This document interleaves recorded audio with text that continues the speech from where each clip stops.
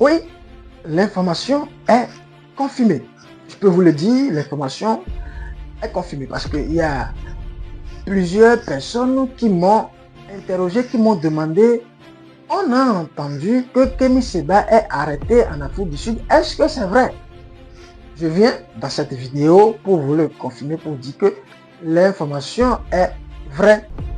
Kémy Séba, le président de l'ONG Urgence panafricaniste, je crois que c'est ça, hein, a été arrêté, a été interpellé le 15 avril 2026 en Afrique du Sud, précisément à Pretoria. Puisque c'est à Pretoria que l'opération se déroulait. Alors, dans cette vidéo, je vais vous narrer un peu le film de cette arrestation, comment il a été arrêté, pourquoi il a été arrêté et maintenant, quelle est la suite du processus, à quoi on devrait s'attendre après cette interpellation. Alors, premier point, comment il a été arrêté d'abord, comment il a été arrêté. Selon les explications de la police sud-africaine, les autorités locales, moi je ne me base pas sur ce qui se dit sur les réseaux sociaux, absolument pas. Je préfère m'en tenir aux explications des autorités locales. Donc, selon ce que la police sud-africaine a publié, selon l'explication des détails donnés, Kémy Séba devrait voyager en Europe. Sa destination, c'est un pays européen qui n'a pas été révélé. Maintenant, il devrait prendre un avion depuis le Zimbabwe et il devrait transiter par l'Afrique du Sud pour rejoindre Zimbabwe. Maintenant, c'est en Afrique du Sud qu'il a été arrêté. Alors, qu'est-ce qui s'est passé? Je vous le dis tout de suite, Kémy Séba était déjà sur le coup d'un mandat d'arrêt international émis par le Bénin. Il est accusé d'apologie, de coup d'État et de crimes contre l'État. Donc, un mandat d'arrêt international était déjà délivré à son encontre. Donc, il est recherché par l'Interpol.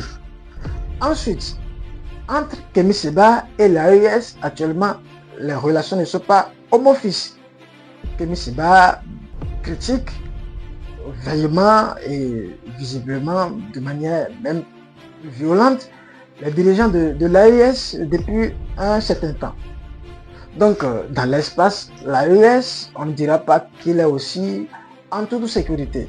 Donc, en Afrique du Sud, la police, d'accord, a eu vent de sa présence.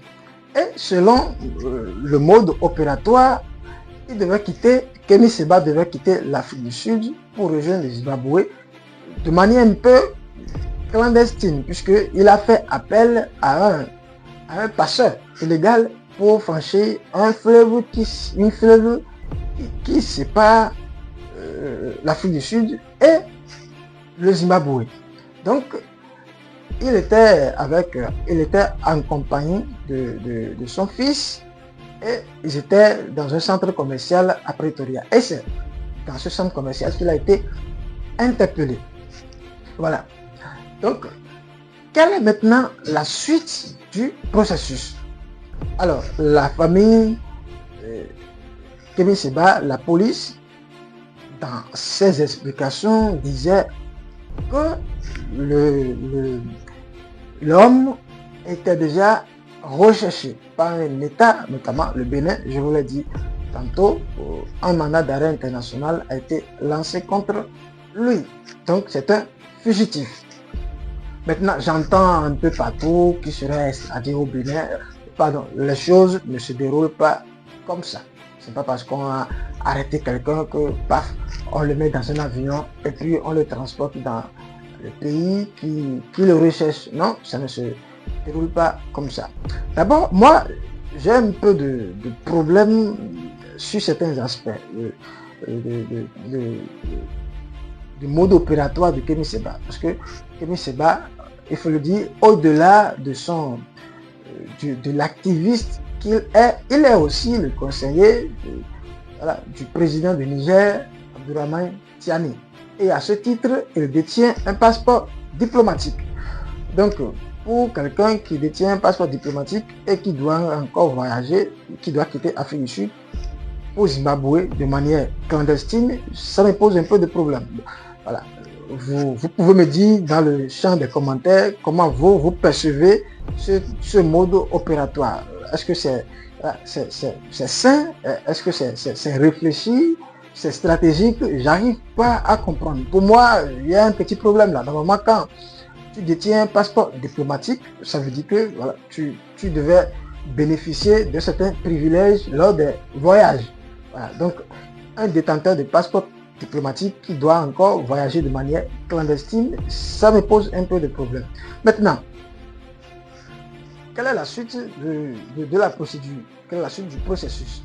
Je vous l'ai dit tantôt, c'est pas parce qu'on a arrêté quelqu'un tout de suite qu'on va l'extrader. Non, dans un pays où il y a clairement la séparation des pouvoirs, où l'exécutif ne donne pas des ordres au pouvoir judiciaire, dans un pays où il y a la séparation des pouvoirs, comme l'Afrique du Sud, les choses ne se déroulent pas voilà, de manière directement comme ça. On n'est pas en Afrique de l'Ouest où voilà, c'est l'exécutif qui contrôle tout, qui donne des ordres, qu'il faut arrêter, quelle sentence il faut donner à telle personne, telle personne. Non, je crois que l'Afrique du Sud voilà, conserve encore un certain niveau de pratique démocratique. Qu'est-ce qui va se passer? Il y aura une procédure. Il y aura une procédure judiciaire enclenchée. Celui qui est arrêté, Kémy Séba, sera entendu par la justice. Je crois qu'il aura droit à des avocats pour le défendre. Donc, un procès aura bel et bien lieu pour juger de la pertinence de son extradition. Est-ce que ses droits seront garantis? Est-ce qu'il aura droit à un procès équitable, juste? Bon, ce qui me laisse un peu perplexe vu les précédents qui se sont déroulés au Bénin. Voilà. La plupart des procès qui ont eu lieu contre les hommes politiques au Bénin s'est soldé par soit 10 ans d'emprisonnement ou 20 ans d'emprisonnement. Donc, s'il est extradé au Bénin, honnêtement, il a moins de chances de s'en sortir. Donc, il y aura une procédure en bonne et due forme pour juger de ça, de la pertinence de son extradition. Est-ce qu'il aura un procès équitable? Est-ce que ses droits seront garantis? Donc, tous ces paramètres seront examinés, seront analysés, d'accord? Et c'est à la justice sud-africaine de décider si elle doit extrader Kémy Séba. Parce que le mandat d'arrêt international, d'accord, n'est pas supérieur aux lois locales. Un mandat d'arrêt international, ça ne surpasse pas la loi sud-africaine.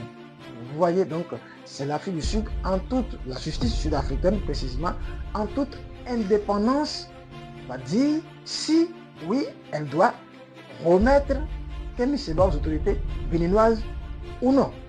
On a déjà vu beaucoup de cas où ça n'aboutit pas, où celui qui est arrêté réussit à bloquer son extradition. Vous voyez? Et il y a aussi un précédent avec l'Afrique du Sud, notamment on se souvient du cas Omar El-Béchi, l'ancien président soudanais, qui a été arrêté, je crois en 2009, en Afrique du Sud. Il était sous le coup d'un mandat d'arrêt international, la Cour pénale internationale. Les autorités sud-africaines l'ont arrêté, mais ne l'ont pas extradé. Donc ils l'ont exfiltré et puis il a quitté l'Afrique du Sud sans être conduit à l'arrêt. Donc, chers abonnés, voilà ce que je peux vous dire de manière brève sur l'arrestation de Kémy Séba. Je vous suis bien évidemment pour vous le déroulement de ce dossier, la suite du processus, et vous serez au courant de tout. Alors, dites-moi dans le champ des commentaires comment vous avez reçu cette nouvelle-là. Selon vous, que risque Kémy Séba? Quel est votre souhait? Qu'il soit extradé au Bénin ou que son extradition soit bloquée? Voilà, vos avis m'intéressent aussi. Et surtout, n'oubliez pas, si vous n'êtes pas encore abonné, je le répète, la chaîne Le Regard Politique a besoin de votre soutien. Abonnez-vous, activez la cloche de notification pour être au courant de toutes nos vidéos d'analyse. Alors, sur ce, je vous dis à très bientôt.